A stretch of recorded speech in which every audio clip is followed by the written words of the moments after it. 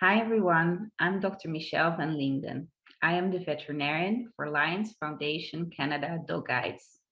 During this video, I would like to talk about the different aspects and the importance of veterinary care for your new dog guide. Your dog guide has received excellent care by the foundation from the moment he or she was born until the day of graduation. Your dog has been fully vaccinated, received yearly blood tests, and has been spayed or neutered. We've also taken x-rays of your dog's hips and elbows.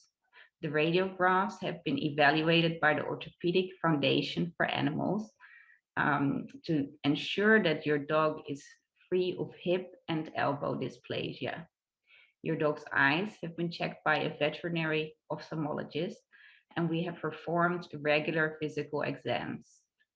As you and your dog guide will begin your journey together, it will be your responsibility to maintain this health care for the duration of your dog's career.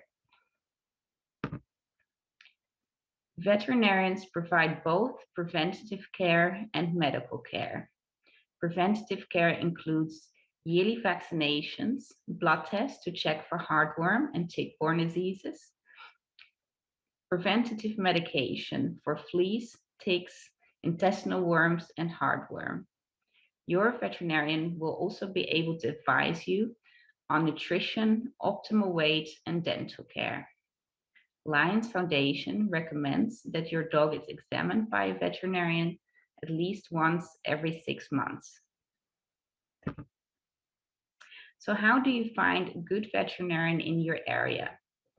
When you are looking for a veterinarian, you may want to check if any of your friends or family have a recommendation. Alternatively, you can also check the internet to see which clinics are in your area, and you can look at their website or check online reviews. It's important to choose a veterinary clinic that is not too far away from your home. So in case of an emergency, you will be able to get there quick enough. Some veterinary hospitals have only 1 or 2 doctors, and others will have many doctors. A bigger hospital with a large number of doctors may have more in-house equipment and more specialist knowledge. They might also offer longer opening hours and in some cases 24-hour care. However, in a smaller clinic, it's sometimes easier to see the same doctor for every visit. And in case it is needed, they will be able to arrange a referral to a specialist or an emergency hospital. Due to the extensive and lengthy training that veterinarians receive before they are allowed to practice medicine, and also due to the expensive equipment that is needed to operate a veterinary hospital, the cost of veterinary care can be substantial. So it's good to always be aware of this and set some money aside in case your dog gets ill or gets injured.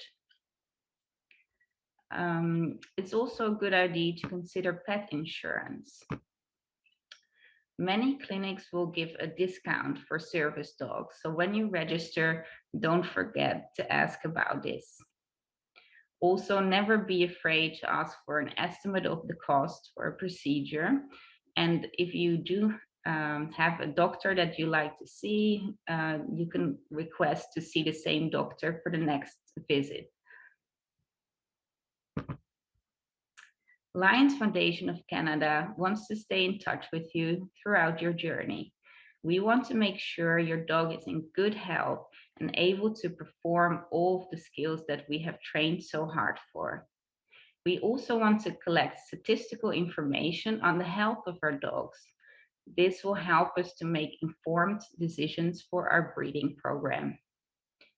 We have designed a health report form that needs to be filled out by your veterinarian after the 6-monthly visit. This form will be available via email and will also be posted on our website. At Lions Foundation, we recommend that you feed your dog twice daily with a nutritionally balanced and complete diet.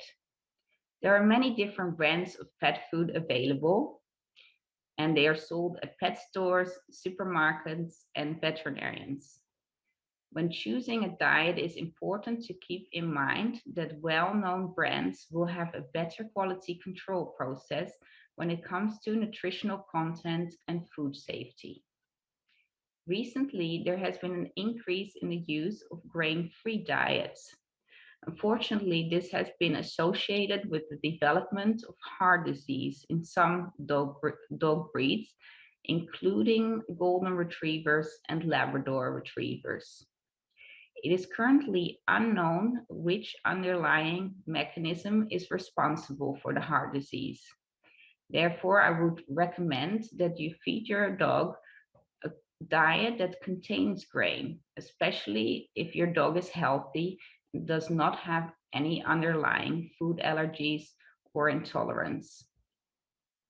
If your dog does require a limited ingredient diet due to a medical condition, then I would recommend that you follow the advice from your veterinarian. Another recent development has been the increased popularity of raw diets. Raw diets do not provide any additional nutritional benefits when compared to cooked diet. However, dogs that are fed raw diets have a much higher risk of shedding pathogens in their stools. So these pathogens include bacteria such as Salmonella, Campylobacter, and E. coli. And research has shown that in many cases, these bacteria are resistant to antibiotics. Therefore, I would advise against feeding your dog a raw diet, especially if your dog guide has contact with young children, or if you or a family member are immunosuppressed. As part of your dog's diet, you can also give treats. So you can consider giving high value treats on the days that you want to train your dog, and that's fine to do. But be careful not to give too many treats, as then your dog can gain weight. The other thing you can do, if your dog has a really good appetite, you can just take some of the regular kibble out of the daily amount of food and set that aside for treats. To keep your dog entertained, we recommend to use the flat rawhide strips, or you can give certain toys like Kong toys or rubber bones. So it's best to not to give anything that is too hard and that can splinter, as that can damage your dog's teeth, or your dog can swallow it and it can cause an obstruction. So last but not least, I would like to talk about your dog's weight. So the ideal weight for a Labrador retriever, it can vary a lot, and it's usually somewhere between 25 kilogram and 35 kilogram. For standard poodles, the weight can vary anywhere between 15 kilogram and 30 kilogram. An individual dog's weight will depend on his or her size and conformation. In order to determine the ideal weight, we recommend to use the body condition scoring system. So as you can see here, the scoring system goes from 1 to 9, with 1 to 3 being underweight, 4 to 5 the optimal weight, and 6 to 9 is overweight. So when you check your dog's ribs, you should go over the ribs, and it should feel like the palm side of your hand. So should be a thin layer of fat covering the ribs. And then when you go down to the waistline should be the diameter of the waistline should be smaller than the chest. And it's very important to keep your dog at a healthy weight, because when your dog becomes overweight, it will be at higher risk of joint disease, heart disease, and diabetes.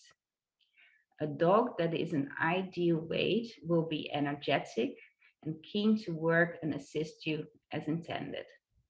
Thank you very much for watching this video.